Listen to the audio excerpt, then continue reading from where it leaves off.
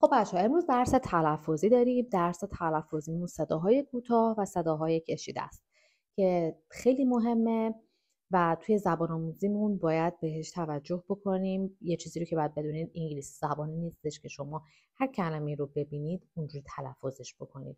باید بشنویدش، قاعده قانون وجود نداره و فقط باید بشنوید و تلفظ کنید و تکرار کنید. اول بریم با صداهای کوتاهی که با او نوشته میشه. کلمات رو ببینید. look، foot، book. اینجوری تلفظ میشه. ببین look، look. لبم خیلی باز نمیشه، نمیگم look، look. ولی اسم پسر هست به نام luke، luke. این کشیده میشه. پس look، luke. foot، food، food. foot، food. پس وقتی میگم کوتاهه لب خیلی باز نمیشه، صدا از حلق میاد. foot. وقتی کشیده است از جولیده هم. food. book، book. اما boot، boot. میبینید بازم میگم بچه قاعده قانون نداره. میبینید خیلی شبیه همه، شاید فقط یه لتر فرق کنه ولی این اینجوری تلفظ میشه، این اونجوری تلفظ میشه. حالا کلماتی که با یو در واقع نوشته میشه این همچین چیزی. مثلا ببین پول، پول. اما استخر پول، پول، پول. پول، لب آروم. پول، پول. فول، فول، فول، فول. اینجوری در واقع گفته میشه. یه صدایی که خیلی تو انگلیسی مشهور، محبوبه و همه به کارش میبرن، شوا ساونده. شوا ساوند یعنی صدایی که لب، ببین لب بست، لب خیلی خیلی کم بازه. از اینجا و این میتونه توی حروف ای، او، یو، آی وجود داشته باشه. یعنی ممکنه یه کلمه رو با اینا بنویسی ولی صداش اینجوری باشه. مثلا این کلمه رو ببین agree، agree. agree نیست، agree، agree. لب ببین بسته است. agree. address، address. admit، admit، admit. این کلمه رو ببین instrument، instrument. یوش ببین instrument، instrument. instrument نه، چون یو میگی نه بگی یو. instrument صدای ام.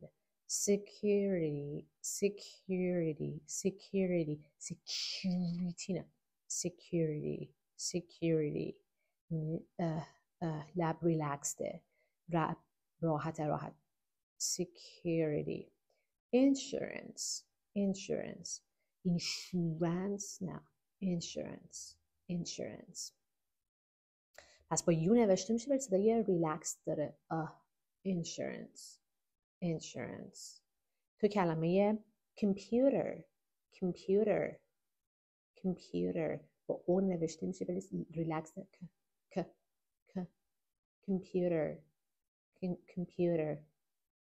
اما بریم سراغ یک دسته دیگه از صداها که اینو دیگه تو فارسی دیگه اصلا نداریم. صداهای کشیده و کوتاه آ هست. ما تو فارسی فقط یه صدای آ داریم، آ. ولی تو انگلیسی یه همون مثل شوایی که گفتم، آی کوتاهه و آی بلند داریم. مثل چی؟ مثلا کلمه رو ببین باس، باس، باس. ببین لب خیلی به هم نزدیکه. باس.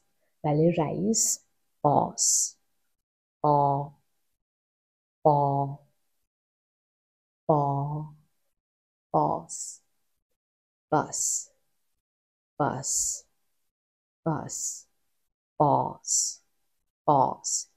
husband، husband، husband. husband نیست، husband. پس اونی که با یو نوشته میشه صدای کوتاه داره معمولا. اونی که با او نوشته میشه معمولا صدای کشیده و باز داره. این کلمات رو ببین. gut gut gut اما got got cut cut cut caught caught caught. میبینی چقدر فرقشه وقتی که یه صدا رو کوتاه و کشیده بگی. یک دوستی داشتم با هم داشتیم صحبت می‌کردیم و من گفتم خیلی این ماگا رو دوست دارم. گفت چی؟ ماگا. در تلفظ درستش این بود ماگ ماگ و من چون درست نمیگفتم نمیفهمید چی میگم. ماگ ماگ لب آروم. ماگ راگ راگ ماگ راگ. حالا ببین کاپ کاپ کاپ اما کاپ یعنی پلیس. کاپس کاپس کاپس. ببین چقدر فرقشه. پس فنجون با پلیس میتونه خیلی فرق بکنه هم. کاپ کاپ کاپ کاپ. حالا تو با من بگو کدومی که از اینا رو میگم. کاست کاست کاست کاست کات کات کات کات راب راب راب راب راب راب. پس قاعده کلی اگر صدا کوتاه باشه لب ریلکسته، یه ذره بازه، صدا از حلق میاد. ولی اگر صدا باز باشه کشیده باشه لب باز میشه، از جلوی دهن میاد باز میشه ولی وقتی صدا کوتاه باز نمیشه، لب تقریبا بسته است و صدا از حلق میاد. میبینید از اینجا میاد صدا. اینجا بس صدای وایبریشن رو بفهمید. ولی وقتی که صدا بازه کشیده است از جلوی دهن میاد. امیدوارم که این درس رو دوست داشته باشین. خیلی تمرین بکنید. در ادامه یه متنی می‌نویسم براتون میخونم. شما این متن رو سعی کنید هر روز تکرار رو تمرین بکنید و دوباره برگردید این درس رو مرور کنید. میبینم.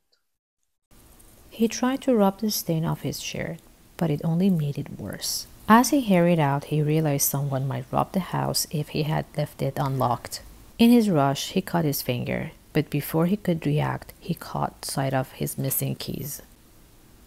She grabbed her coffee cup and took a sip, watching the news. The cops were on the screen, discussing a recent robbery. She remembered how they had helped her last week when her bag was stolen. With a sigh, she set the cup down and made a note to thank them.